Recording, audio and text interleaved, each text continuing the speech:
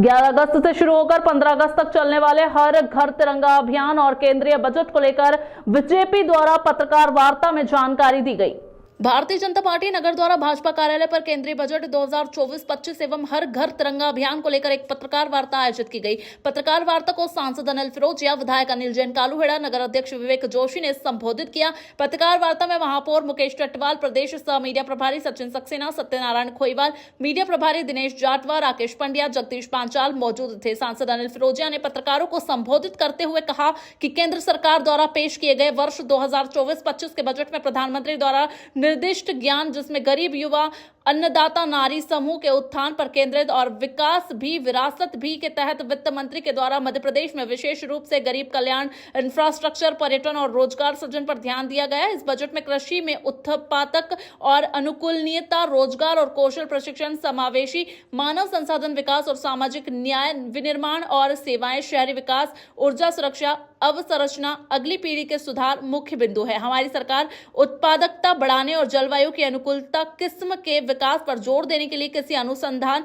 व्यवस्था की व्यापक समीक्षा करेगी। खेती बाड़ी के लिए 32 कृषि और बागवानी फसलों की नई 109 उच्च पैदावार वाली और जलवायु अनुकूल किस्में में जारी की गई है।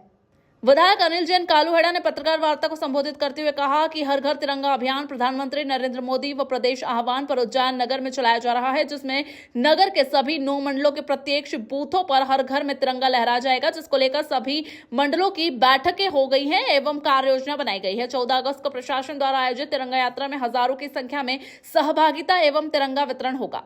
हाल ही में केंद्रीय बजट जो आया है, उसी तारतम्य में आज भारतीय जनता पार्टी उज्जैन के कार्यालय में प्रेस कॉन्फ्रेंस रखी गई और बजट की जानकारी हमारे सभी मीडिया भाइयों को दी गई।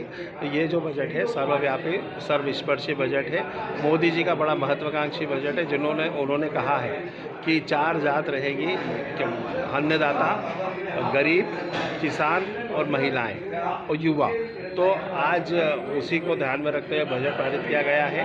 कृषि को बढ़ावा देने के लिए हमने कहा था 109 फसलों को हम अनुदान देंगे, तो देंगे नहीं, कल माननीय मोदी जी ने उसको भी करके दिखा दिया है। कई फसलों को उन्होंने अनुदान देने का कार्य किया है और जो है कौशल विकास के लिए प्रावधान किया गया है, ताकि युवाओं को लगभग 5 करोड़ युवाओं को रोजगार देने की हमने बात की गई है। उसमें एमएसएमई में लगभग 4.5 लाख करोड़ का बजट का प्रावधान किया गया है और कृषि के लिए भी लगभग 1,50,000 करोड़ का माननीय मोदी जी ने प्रावधान करा है। इन सब विषयों को लेकर जो है यह बजट को रखा गया है और यही आज बात करने के लिए हम मीडिया से रूबरू हैं।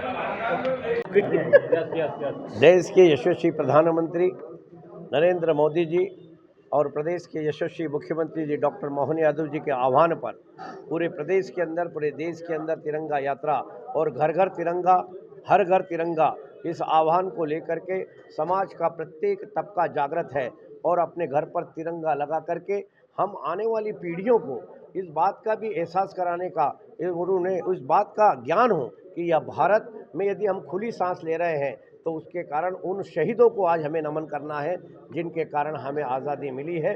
और इसी अवसर पर 14 तारीख को 10:30 बजे क्षीरसागर मैदान पर हम सब अपने हाथों में तिरंगा लेकर के बस रैली तिरंगा उज्जैन तिरंगा यात्रा के में सम्मिलित होकर के अब सभी जो इस देश को आज़ाद कराने के लिए जिन शहीदों ने अपने प्राणों को आहुति दे दी, उन सबको श्रद्धांजलि अर्पित करेंगे।